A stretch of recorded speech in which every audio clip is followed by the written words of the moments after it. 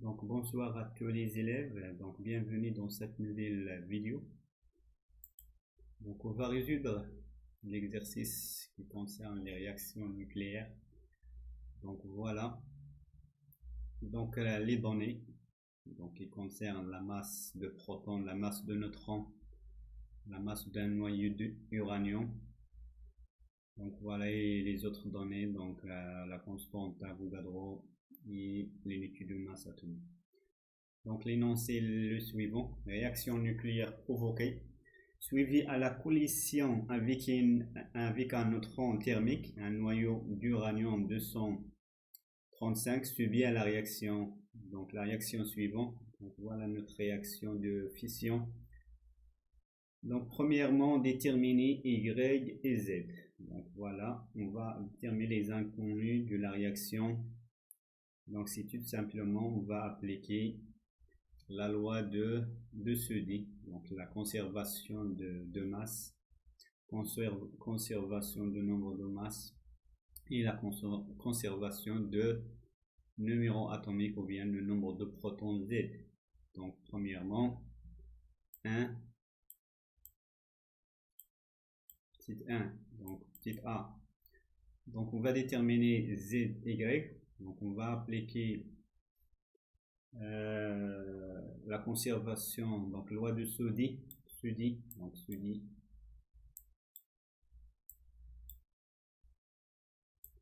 Donc loi de Seudy, conservation. Donc conservation de quoi? Conservation de le nombre de masses. Donc 1, donc on a 1 plus 235 égale à quoi? Égale, donc voilà, 90 plus 142, voilà, plus Y fois 1, donc c'est Y. Donc tout calcul fait, on obtient que Y égale à quoi? Égale à 4. Donc deuxièmement, Z, la conservation de nombre de masse. Donc voilà le premier point. Deuxième point, c'est la conservation de protons, le nombre de protons. Donc c'est 0 plus quoi? Plus 92 égale 36, égale à 36. Donc plus Z, donc Y fois 0 c'est 0. Cela implique que Z égale à quoi? Donc la résolution de l'équation me donne que Z égale 56. Voilà. D'abord on peut écrire, donc bien maintenant on peut écrire Y égale à 4 et Z égale 56. Donc voilà, c'est 56. Voilà. Deuxièmement, indique le type de cette réaction.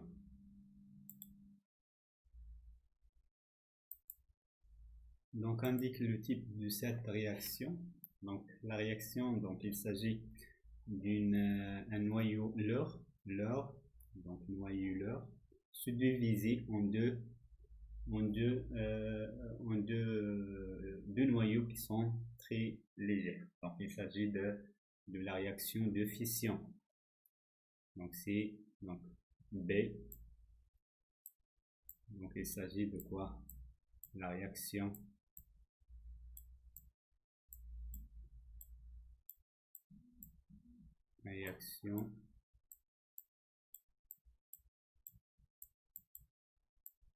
de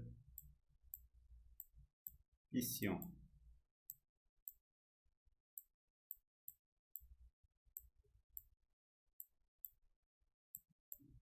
Donc lorsqu'un noyau lourd se divise en deux, on parle de la réaction de fission. Deuxièmement, calculer en milliélectrovolts l'énergie libérée par cette réaction. Donc on va appliquer notre fameuse relation d'Einstein. Donc on va appliquer la relation d'Einstein sur notre relation. Donc deuxièmement, donc l'énergie libérée. Donc l'énergie libérée, on peut écrire E libérée. Donc libre égale donc la valeur absolue de delta E. Donc toujours l'énergie libérée est positive. Donc la relation d'Einstein c'est M fois C au carré, donc c'est delta. Je parle de delta E, je parle de delta M. Donc le défaut de masse, donc il doit être positif, multiplié C au carré. Donc relation d'Einstein c'est E égale M, donc E égale à M fois C au carré. Voilà la relation d'Einstein. Mais lorsque je parle d'un delta E, la variation de la deuxième côté c'est M. Donc je vais écrire delta M fois C au carré. Donc j'espère que c'est clair. Donc je calcule delta M. Le delta M entre les réactives, ça veut dire delta M, ça veut dire la masse des produits moins la masse des réactifs. Voilà delta M. Donc réactif. La masse. Donc multiplie C au carré. Tout simplement. Donc voilà, on va continuer. Donc M, donc c'est la masse de Kr, la masse de Kr, plus la masse de BA.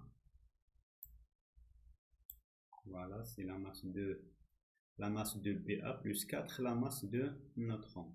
Donc la masse de BA. Donc plus 4, puisque le coefficient c'est 4. Pour les autres égal à 1. Donc pour les autres égal à 1. Donc celui-là 1 et celui-là 1. Mais pour le neutron, c'est 4. Donc 4 fois la masse de neutrons. Donc voilà la masse des produits. Donc on va soustraire. Donc moins la masse des réactifs. Donc la masse d'un seul neutron plus, donc voilà, entre parenthèses, plus la masse de l'uranium. Donc voilà. Donc toute application, on n'oublie pas C au carré, donc fois C au carré. Donc tout calcul fait en remplaçant donc la masse de protons, la masse de Kr, la masse de Ba. Donc tout calcul fait, on obtient 0, donc 8, ou bien 15, 18, 17. Donc 1817 fois, donc voilà delta M fois, donc l'unité de masse, fois C en carré,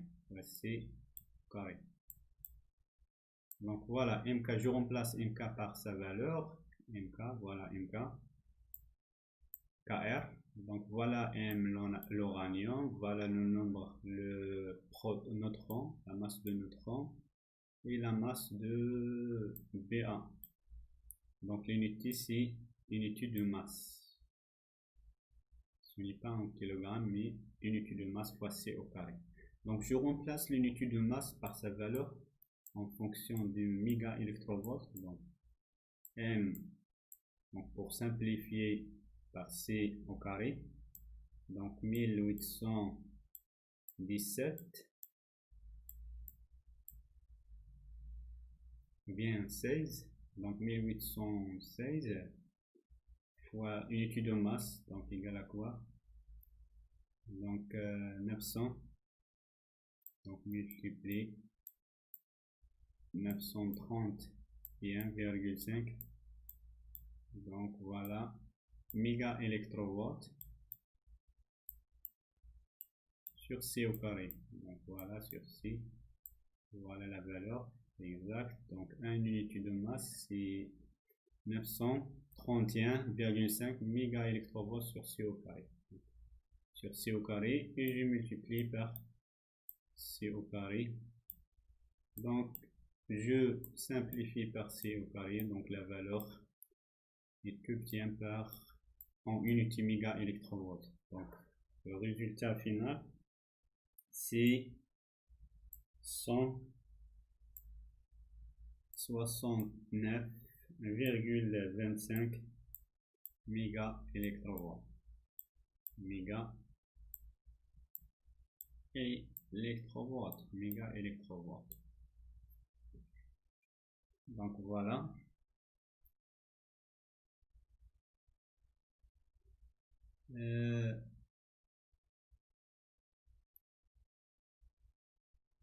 Donc troisième question. On fait 7% de cette énergie, donc l'énergie libérée, 7% de cette énergie apparaît sous forme d'énergie cinétique de tous les neutrons produits. Donc 7% de l'énergie libérée concerne l'énergie cinétique de quoi? Des protons produits. Donc on a combien de protons produits? C'est 4 protons. Donc on va calculer, d'abord on va calculer 7% de cette énergie. Il concerne l'énergie cinétique, donc voilà. Donc troisièmement ou bien deuxièmement, énergie cinétique. L'énergie cinétique de 4 protons. Il représente 7%. Donc 7% de quoi? De l'énergie libérée. Donc l'énergie libérée. Libérée. Donc pour 4 protons, si je divise par 4, donc lorsque je divise par 4, on obtient l'énergie cinétique par un proton. Donc tout calcul fait, on obtient quoi?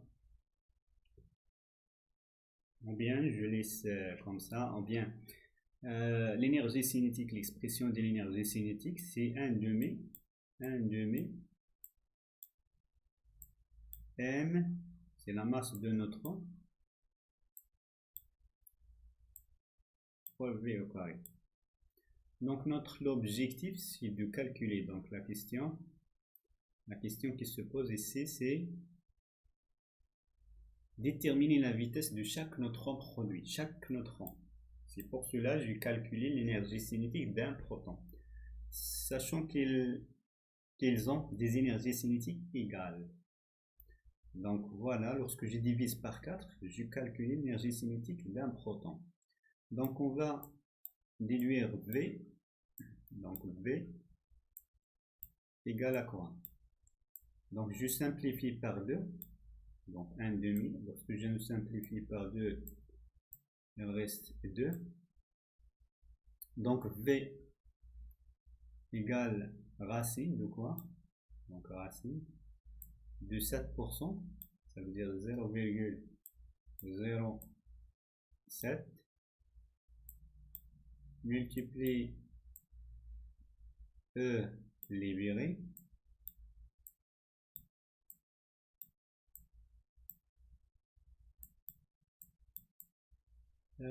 fois, ou bien sur quoi? 2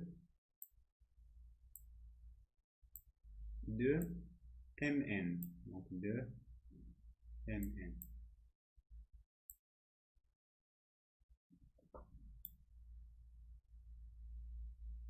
Donc tout calcul fait, donc V, la vitesse d'un proton, est égale à quoi? C'est la racine de quoi? donc 0,07 multiplie l'énergie libérée, c'est presque 170 mégaélectrovolts. Donc on va écrire 170 mégaélectrovolts. Il faut remplacer ou bien transformer mégaélectrovolts en joules.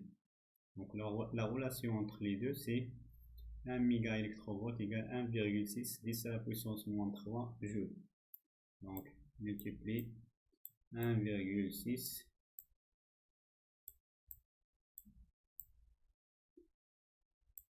10 à la puissance moins 13.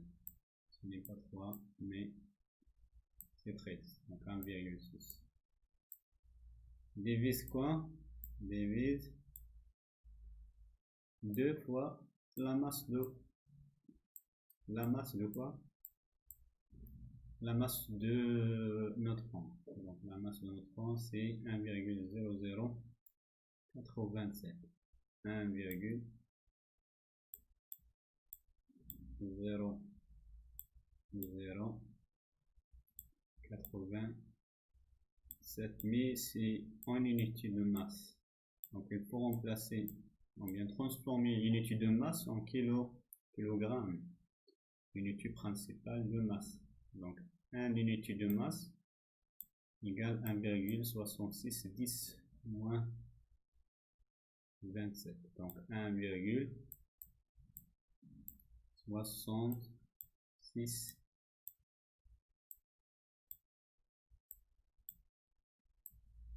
10 à la puissance moins 27. Donc tout calcul fait, nous obtient quoi? Nous obtient donc 2,42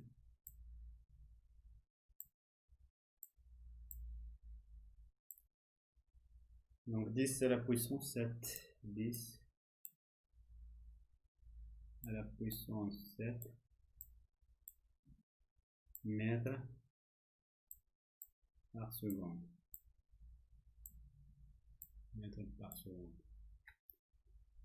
Donc voilà la résolution des premières questions.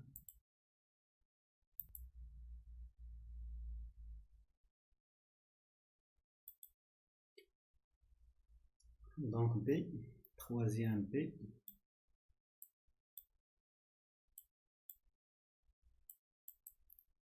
Donc troisième B, un neutron thermique qui peut provoquer la fission nucléaire doit avoir une vitesse de quelques kilomètres par seconde. Donc indiquez alors le rôle de modérateur dans un réacteur nucléaire. Donc nous avons déjà calculé la vitesse de neutrons dans les réacteurs nucléaires. Donc il est presque on a dit presque de 2,42 10 à la puissance 7 millisecondes. Donc ça veut dire égal à quoi? Donc V égale à 2,42 donc 10 à la puissance quoi? 10 à la puissance 4 km par seconde. Mais il est obligé que la vitesse est presque de quelques kilomètres, mais il est très important ici. Donc le rôle de modérateur, c'est de diminuer la vitesse. Le rôle de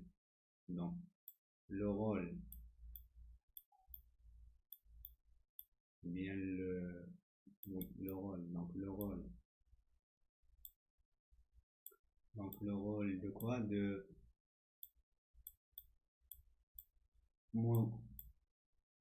modérateur nucléaire,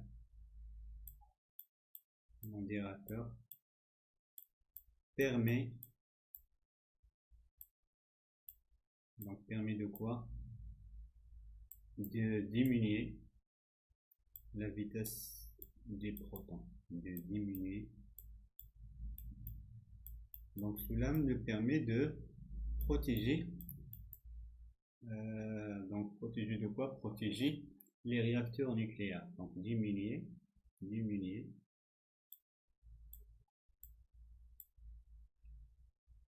donc quoi? La vitesse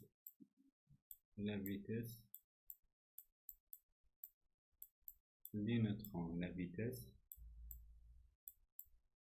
voilà, des neutrons.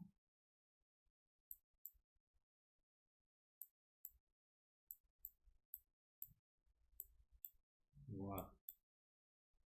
J'espère que c'est clair. Quatrième, dans un réacteur nucléaire à uranium, l'énergie moyenne libérée par la fusion d'un noyau I, donc il est entourage de 160 mégaélectronvolts. Donc quatrième. Donc nous avons déjà calculé cette vitesse. Donc nous avons trouvé 169,25 mégaélectronvolts. Donc il est entourage, donc il est presque égal 170 mégaélectronvolts. La question, donc c'est la vitesse moyenne. Déterminer en joules l'énergie moyenne libérée par la fusion d'un kilogramme d'un noyau, l'énergie libérée par un noyau d'uranium. C'est donc un noyau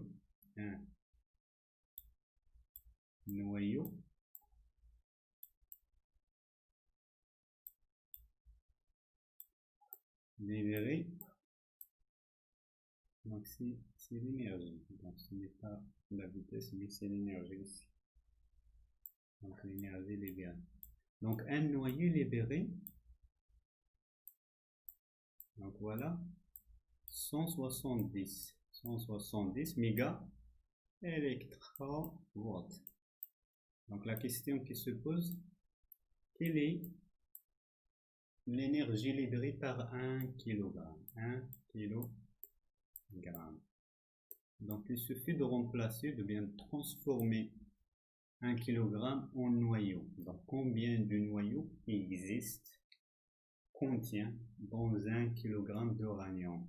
Donc tout simplement on va utiliser la relation entre la quantité de matière et le nombre de noyaux. Donc n égale à n sur Na.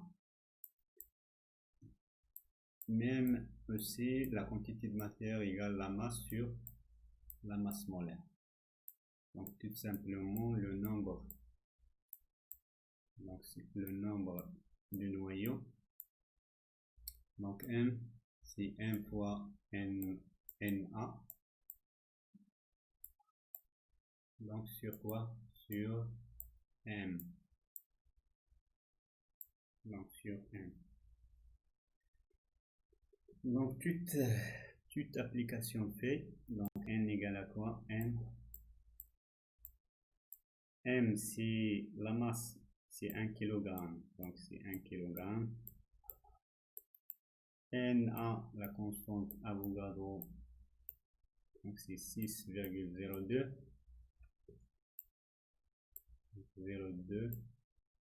10 à la puissance 23. La masse molaire d'uranium égale à quoi? Donc après les données, c'est 235 000 kg par mol.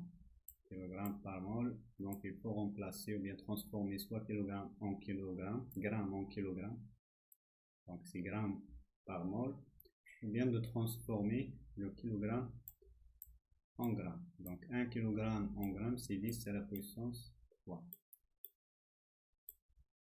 Donc finalement on obtient Donc 2,66 10 à la puissance 24 noyaux, pardon.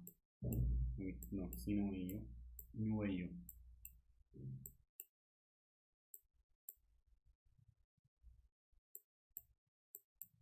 Voilà.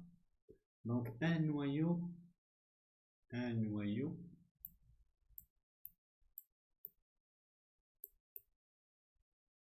libre quoi? Un noyau libre 170 méga électronvolts. Donc N noyau, N libre quoi? Combien de l'énergie? Donc je vais l'appeler E'. Pour ne pas confondre avec l'énergie calculée précédemment. Donc E' égale à quoi? L'arrivée de 3, n fois n sur 1, donc n fois, donc 60, ou bien 170. Donc n c'est le nombre calculé du noyau existant dans la masse de 1 kg. Donc finalement je trouve 6,60, donc c'est, voilà, 6,60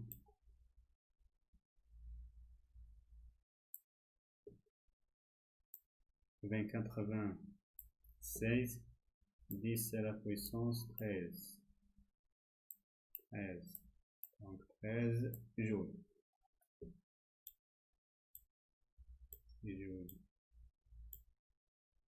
Voilà.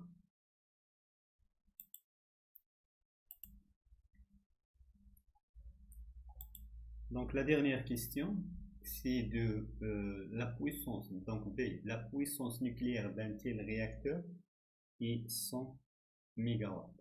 Déterminer la durée delta T nécessaire pour que le réacteur consomme 1 kg d'uranium. Donc il suffit de rappeler la relation entre la puissance et l'énergie. Donc B. Donc la puissance, on sait que la puissance égale l'énergie sur la durée, donc sur delta T.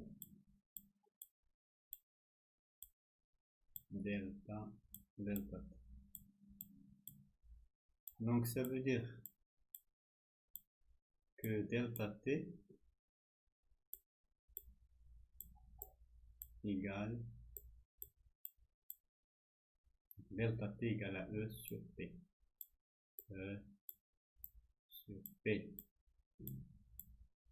Donc E c'est une demande nécessaire pour consommer quoi? 1 kg.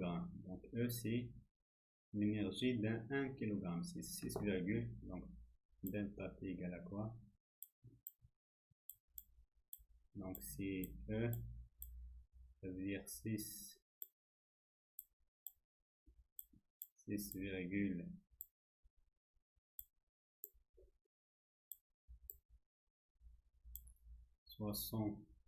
6,96 10 à la puissance 13 joules sur puissance c'est 100 mégawatts. Mégawatts ça veut dire 10 à la puissance 6 watts. Donc le résultat égale donc 696 782. Donc bien secondes. Donc on le remplace ou bien on peut le transporter ou bien transformer en joules. Nous trouvons 8 jours. 8 jours. Donc voilà, j'ai terminé. J'espère que vous avez compris bien. Si vous avez des questions, n'hésitez de me poser. Et à la prochaine fois, Inch'Allah.